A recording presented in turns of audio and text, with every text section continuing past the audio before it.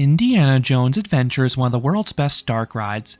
This incredible attraction is located at both Disneyland and Tokyo DisneySea. This ride was groundbreaking when it first opened in the mid-1990s. Some of the effects have changed since this ride opened, but it is still an exceptional experience. I will explain why in this review. Indiana Jones is one of the most beloved film franchises of all time. Disney had already brought this IP into two of their parks. Disney's Hollywood Studios received the Indiana Jones Epic Stunt Spectacular in 1989, a giant stunt show recreating famous scenes from Raiders of the Lost Ark. Then Disneyland Paris received Indiana Jones and the Temple of Peril in 1993, a compact coaster weaving its way around some ruins. Disney wanted to bring this character to Disneyland, and they explored multiple ride concepts. One of the early plans was a minecart coaster that would have been a larger version of Paris's coaster, but they ultimately settled on a dark ride. The ride would feature a revolutionary new ride system known as the Enhanced Motion Vehicle, or EMV. This essentially is a motion simulator fixed on a car. 3 hydraulic rams can lift the vehicle to simulate pitch, roll, and elevation changes. And it would also have grand set pieces. The ride's effects were originally tested in a warehouse in Burbank before being brought over to Disneyland. The ride was a natural fit for the park's Adventureland area, but there was a problem. There was no room within the park's boundaries to fit a ride of this scale, so the park had to get creative. The show building was placed in the former Eeyore parking lot. This necessitated the rerouting of the monorail. You can now see how it flares outwards from an aerial view. The Jungle Cruise also had to be adjusted to accommodate the ride. The entrance was located in Adventureland adjacent to the Jungle Cruise. Then the ride's queue line consisted of a half-mile tunnel linking it to the show building. Indiana Jones Temple of the Forbidden Eye opened in 1995. This ride was massively hyped. The park brought in a series of celebrities such as Arnold Schwarzenegger and George Lucas for the ride's opening day. Then the park also produced a half-hour TV special on the Disney Channel showcasing the ride, starring Karen Allen and John Rhys Davies. To say this ride was an immense success is an understatement. Many called it not just the world's best dark ride upon opening, but many called it the world's best ride. This ride set a new bar for theming and immersion. The ride drew record crowds in its early years. The line routinely would exceed 2 to 3 hours in length. Lines were so long that would fill Indy's entire queue line. Cast members would then route the overflow onto the second level of the Jungle Cruise building, all the way through Adventureland, and then back to Main Street. So it's no surprise Disney brought this ride to some of their other parks. When Disney's Animal Kingdom opened in 1998, the park opened with Countdown to Extinction. This ride has since been renamed Dinosaur. This was another EMV dark ride with an identical layout to Indiana Jones, but the theme was changed to large dinosaurs. The animatronics looked amazing, but there were chunks of the ride that were dark and or missing sights. You don't really get that in Indiana Jones. Then when Tokyo DisneySea opened in 2001, it would receive its own Indiana Jones Adventure ride, but there were a few key changes. 1. This ride had a different story, as it was named Temple of the Crystal Skull. It is worth knowing this ride opened over a decade before the film, which had a similar name. 2. The mechanics of the EMV were reworked. The hydraulics were powered by hydraulic fluid on the US installations, and they would occasionally spill. Because of Japan's regulations on oil spills, Disney deemed it too risky to use hydraulic fluid, so the vehicles were adapted to use linear actuators to achieve the same motion. Both versions of Indiana Jones Adventure are still among the most popular rides at their respective parks. The ride has good capacity, as there are multiple vehicles on the course at once, and each one holds 12 riders, as there are 3 rows of 4. The wait is mostly due to demand. Both versions routinely sport a 30 to 60 minute wait daily. There are a few ways to avoid the worst queue lines. First, head here right at Rope Drop. You need to make this your first stop at Disneyland though, because it's towards the front of the park. The ride is located towards the back of DisneySea, so you can usually find a short wait for the first full hour there. Second, head here at the very end of the night. As long as you're in line before official closing time, you will be allowed to ride. Along with there being far less demand, there will be no more skip the line passes, so the standby line will be significantly faster. Third, secure a skip the line pass. Disneyland uses Lightning Lane.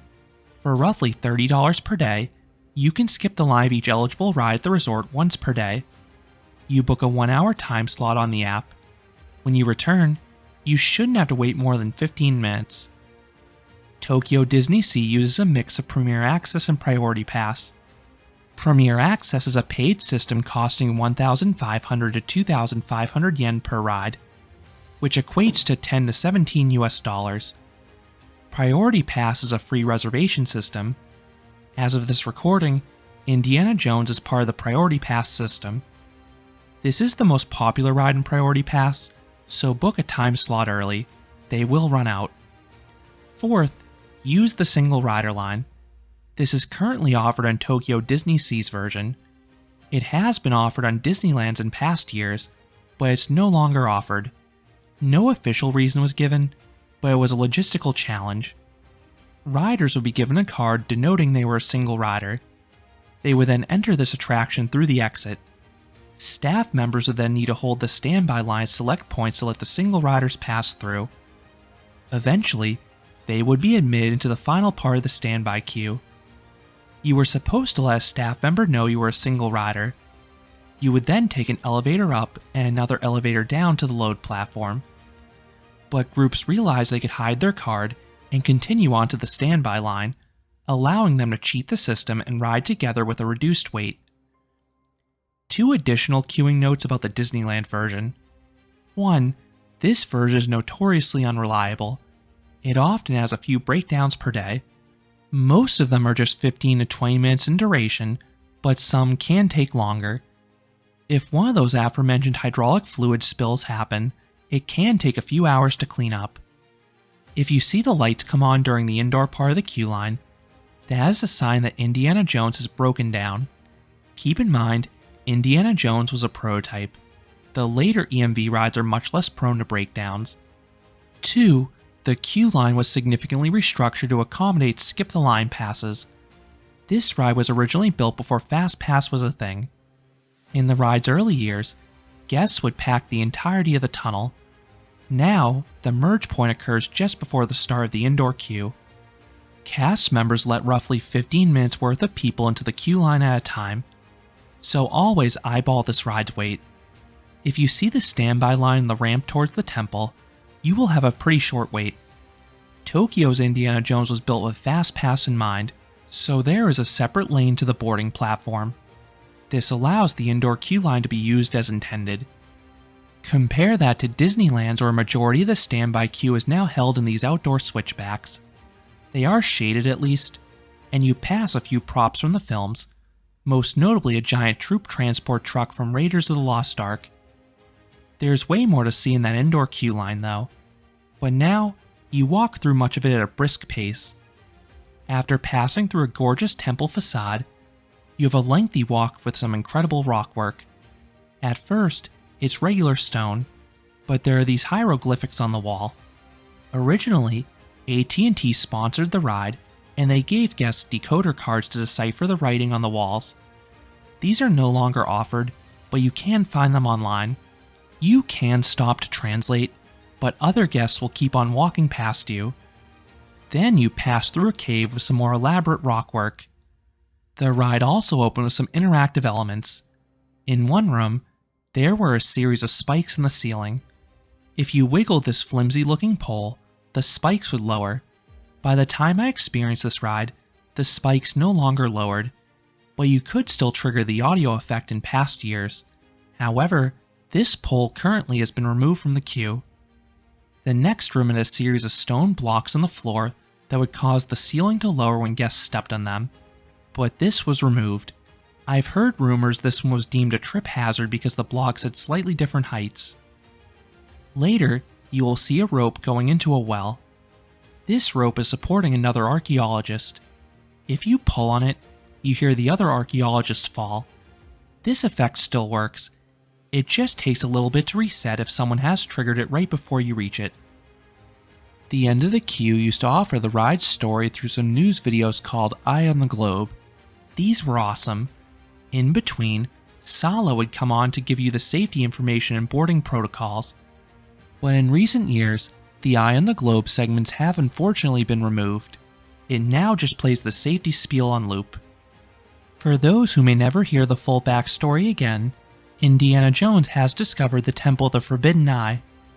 This was an ancient temple built in honor of the ancient god Mara. Mara has the power to grant one of three wishes: riches, eternal youth, or future knowledge. But you must never look into Mara's eyes. While some heed that warning, many do not. So Indiana Jones has to enter the temple to save everyone, but he has yet to come out himself, so you head into the temple to try to find him. Let's compare the queue line for the one at Tokyo DisneySea. Here, you also enter through a temple, but this temple is significantly larger. The Aztec-inspired structure bears closer resemblance in size and scale to the one housing the Mexico Pavilion at Epcot. This queue has these large paintings on the walls and some giant statues, but then there's a sense of danger with all the skeletal remains about. And unlike its counterpart in California, you actually spend a majority of your time waiting here, so you have plenty of time to soak up all the details. Then the final part of the queue is themed as an archaeological site. The story on this one is that Indiana Jones and his friend Paco are searching for the Crystal Skull, but Indy went missing. Paco begins offering tours with tourists to fund further excavation, hoping a group would one day find Indiana Jones on the way. Both versions utilize a dual station and maximize throughput. At the end of the queue, riders are assigned a row. But you can ask nicely if you have a preference. I like the front and back best. The front gets the unobstructed view for all the show scenes. Then the back gets some slightly wilder motion on the drops. It is worth noting the front left seat has a steering wheel, but that's purely for decoration. It's actually static. Once you enter the vehicle, they advance forward and stop for the restraint check. Riders are secured by a seatbelt. This is an identical restraint to rides like Rise of the Resistance and the Matterhorn bobsleds. Cast members will visually verify seatbelts are fastened, and then have guests pull on a yellow tab to ensure they're secure. Then, like many Disney rides, all your belongings must ride with you. There are these massive pouches in front of you to store your belongings. This will fit small items like phones, as well as smaller bags like purses. Larger bags can fit between your feet, and there's a hook to help you secure them. Once everything is secured, you round a corner. On the Disneyland version, you will see 3 doors in front of you. Each represented a different chamber: Fountain of Eternal Youth, Chamber of Earthly Riches, and the Observatory of the Future. In the ride's first 2 decades of operation, there was a clever effect where the room's walls would rotate, giving the illusion you were entering either the left, middle, or right door. I was lucky enough to experience this on my first rides, and it was a mind-blowing effect. It made it seem like there were multiple ride paths, when in reality, there was just one. But for the past decade, the walls have been static. The different room you're entering is now conveyed by projection mapping effects on the door. This does look cool, and I get why Disney switched to it because it's a far less maintenance-intensive procedure. On the Tokyo version, you have just one door, but the environment around you is far more elaborate to compensate. On this ride, you're seeking the Fountain of Youth. Both versions then climb a hill towards the main antagonist. On Tokyo's, you stare at the Crystal Skull.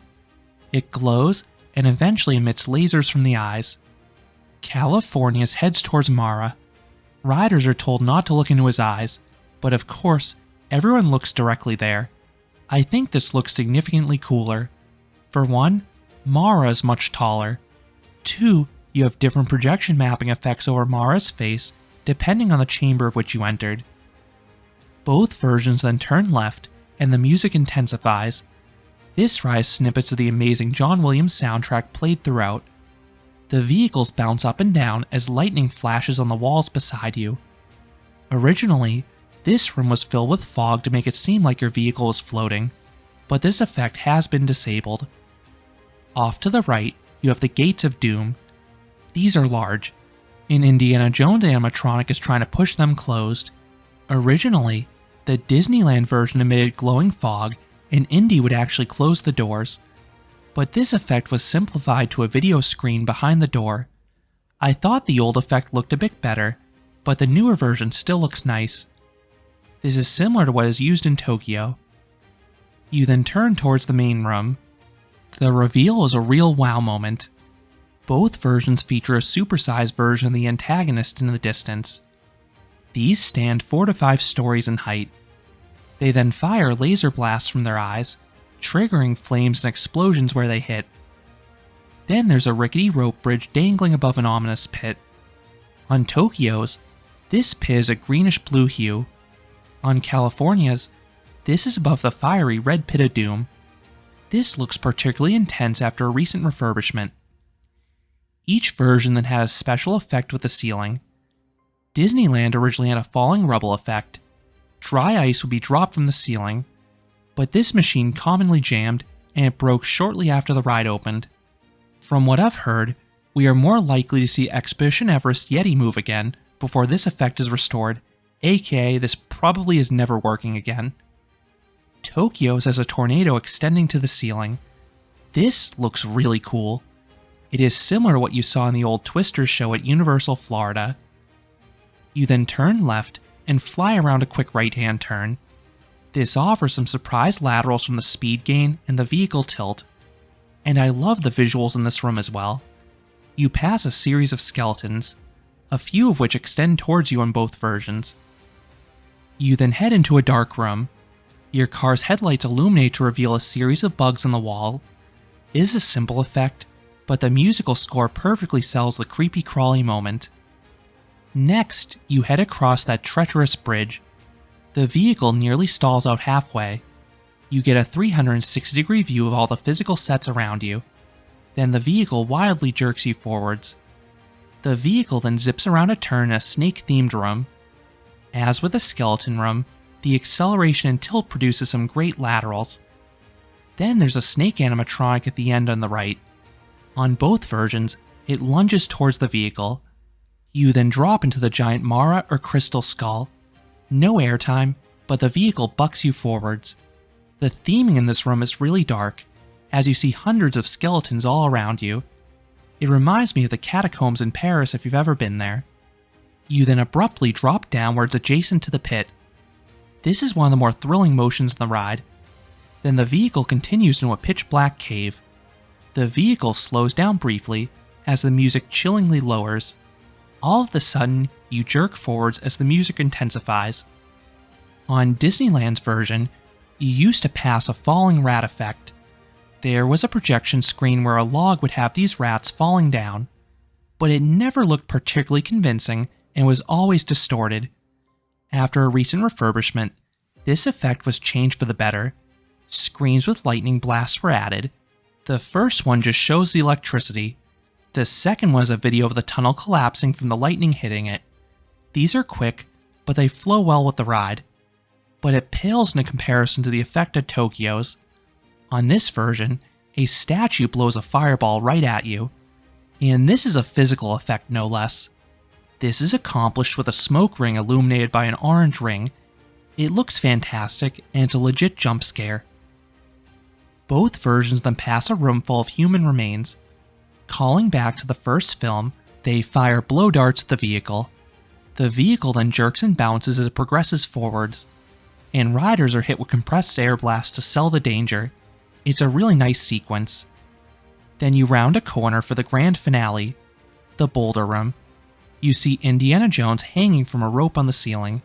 He wants to climb aboard. All of a sudden, a giant boulder illuminates in front of you. It starts rolling towards you.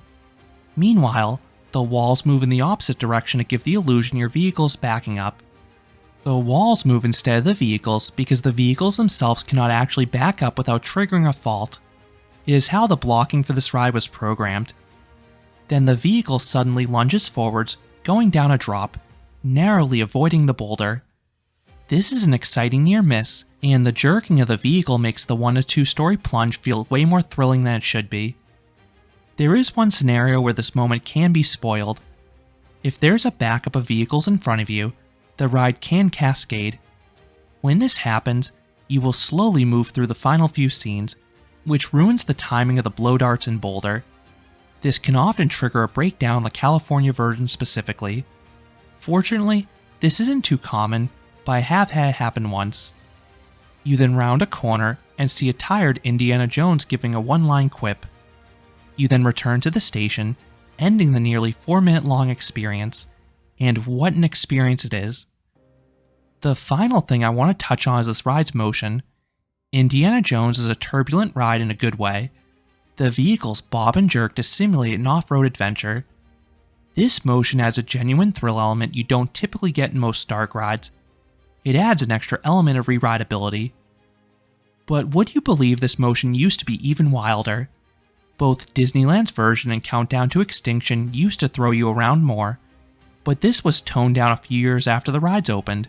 It's unfortunate, but I know it was too much for some. So, what would I rate Indiana Jones Adventure? Both versions of this ride get a perfect 10 out of 10. These rides are incredible. Their blend of immersive storytelling, large-scale practical sets, and well-timed effects are exceptional. Then the addition of the jerky motion from the EMV makes it a fast-paced adventure with some wild moments. As for which version I prefer, I slightly prefer Tokyo's. I give this one an edge because of the tornado effect and also that smoke ring later in the ride. I do think the motion in Tokyo's is not quite as wild, but it still throws you around plenty. Not sure if that was intentional or if it was a limitation in the different EMV technology. But both are among the world's best dark rides. The only ones I prefer are a select few Disney dark rides also blending theming and thrills like Rise of the Resistance. And for reference, I would take Indiana Jones Adventure over almost every coaster out there. That is how elite this ride is. So those are my thoughts on Indiana Jones Adventure. What are your thoughts on this exemplary attraction? Do you think it's one of the world's best rides? Let me know down in the comments. If you enjoyed this review, I would appreciate if you gave this video a like, and you considered subscribing, because there'll be a lot more roller coaster amusement park videos here at Canopy Coaster. Thanks for watching.